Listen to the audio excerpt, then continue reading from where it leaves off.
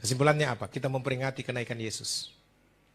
Mengatakan, kenaikan Yesus adalah bukti ketuhanan dan kealahan yang sempurna. Satu, kenaikan Yesus menandakan dia telah selesai bekerja dalam rupa manusia di bumi. Ada yang akan melanjutkan pekerjaannya. Siapa? Dia juga, tapi dalam wujud yang lain. Roh Kudus yang akan datang. Itu dalam teks Alkitab. Jadi Roh Kudus itu adalah Yesus sendiri.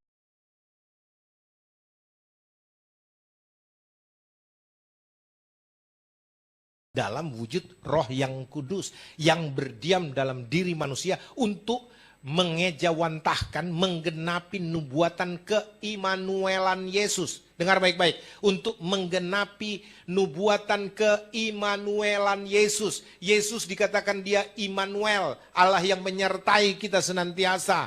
Ya, harus diam dalam diri kita. Supaya dimanapun kita berada, kapanpun dia tetap bersama dengan kita. Supaya firman Allah digenapi. Dia sekali-kali tidak akan pernah membiarkan kita. Dia sekali-kali tidak akan pernah meninggalkan kita. Dia akan menyertai kita senantiasa sampai kepada kesudahan zaman. Jadi kalau saudara mengatakan Roh Kudus bukan Yesus, maka Alkitab salah. Ya.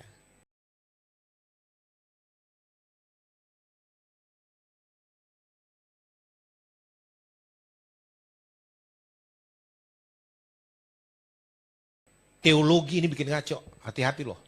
Yang mengatakan Roh Kudus bukan Yesus. Berarti apa yang Yesus bilang, aku tidak akan membiarkan engkau, aku tidak akan meninggalkan engkau, aku akan menyertai engkau senantiasa sampai kepada kesudahan zaman. Itu bohong semua perkataannya. Kalau Roh Kudus bukan Yesus itu sendiri.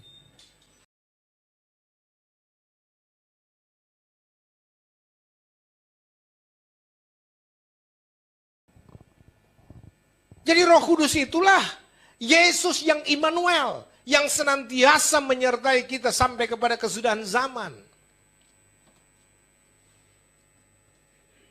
Saudara-saudara, sudahlah. Kembalilah ke Alkitab. Jangan terus pegang teologi yang tidak sesuai dengan Alkitab. Teologi yang tidak Alkitabiah. Jangan itu menjadi patokan saudara. Saya harus katakan, tidak ada pribadi Allah Bapa dalam kekekalan, tidak ada pribadi Allah Anak dalam kekekalan, tidak ada pribadi Allah Roh Kudus dalam kekekalan. Tidak ada tiga pribadi dalam kekekalan.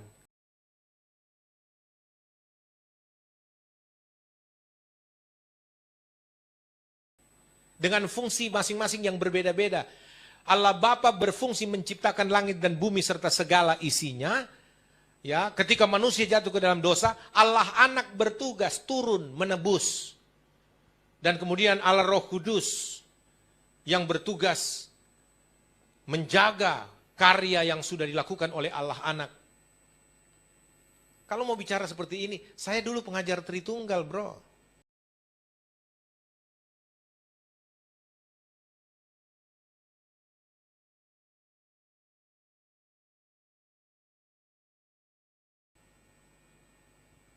Mau pengajaran dalam perumpamaan apapun saya kuasai. Tapi kemudian Tuhan menerangi hati saya, mencerahkan saya. Saya harus kembali kepada Alkitab.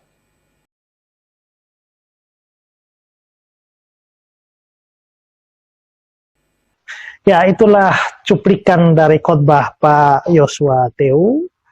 Sebenarnya dari cuplikan yang pendek itu ada banyak hal yang bisa diangkat untuk dibicarakan atau didiskusikan, dipertanyakan.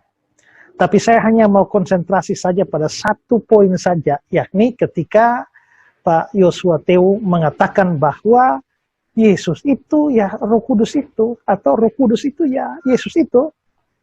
Coba kita dengarkan kembali. Jadi Roh Kudus itu adalah Yesus sendiri. Jadi Roh Kudus itu adalah Yesus sendiri. Jadi kalau saudara mengatakan Roh Kudus bukan Yesus, maka Alkitab salah. Jadi kalau saudara mengatakan Roh Kudus bukan Yesus, maka Alkitab salah. Jadi Roh Kudus itulah Yesus yang Immanuel. Jadi Roh Kudus itulah Yesus yang Immanuel. Nah, karena Pak Yosua Teu menganggap bahwa Yesus itu ya Roh Kudus itu, atau Roh Kudus itu ya Yesus itu, saya ingin bertanya kepada Pak Yosua, ya. Saya tidak membantah, saya hanya ingin bertanya saja. Tapi sebelum saya bertanya, saya mau mengungkapkan dulu bagaimana pandangan saya terkait dengan ayat yang tadi disinggung, yakni ketika Yesus berkata bahwa dia tidak membiarkan murid-muridnya menjadi yatim piatu, tapi dia akan datang kembali kepada murid-muridnya, dan dia datang dalam bentuk Roh Kudus. Nah, kita lihat ayatnya saja ya. Yohanes 14 ayat yang ke-18. Aku tidak akan meninggalkan kamu sebagai yatim piatu, aku datang kembali kepadamu. Nah, karena ayat itulah maka Pak Yosua berkata bahwa Roh Kudus itulah Yesus itu. Tapi saya mempunyai pengertian bahwa sebenarnya konteks ayat itu kan bicara soal Roh Kudus. Dan kalau Yesus mengatakan bahwa dia akan kembali lagi dalam bentuk Roh Kudus, itu tidak berarti bahwa Roh Kudus itu Yesus. Saya tetap percaya bahwa Roh Kudus adalah pribadi yang lain. Jadi Roh Kudus itu adalah Yesus sendiri. Jadi Roh Kudus itu adalah Yesus sendiri. Jadi kalau saudara mengatakan Roh Kudus bukan Yesus, maka Alkitab salah. Saya tetap percaya bahwa Roh Kudus adalah pribadi yang lain. Saya tetap percaya bahwa Roh Kudus adalah pribadi yang lain. Jadi Roh Kudus itu adalah Yesus sendiri. Jadi Roh Kudus itu adalah Yesus sendiri. Jadi kalau saudara mengatakan Roh Kudus bukan Yesus, maka Alkitab salah. Saya tetap percaya bahwa Roh Kudus adalah pribadi yang lain. Ruwet.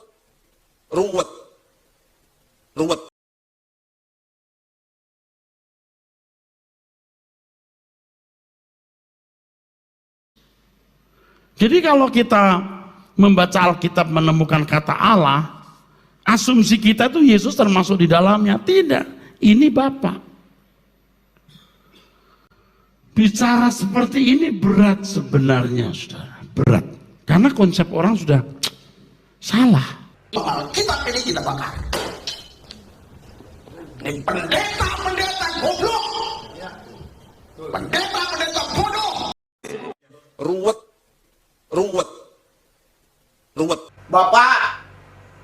Bapak udah sekolah tinggi-tinggi, kenapa Bapak nggak baca Alkitab semuanya? Saya aja Pak, ya, tidak suka belajar kayak Bapak tiap hari, tapi untuk basic ini saya paham betul Pak.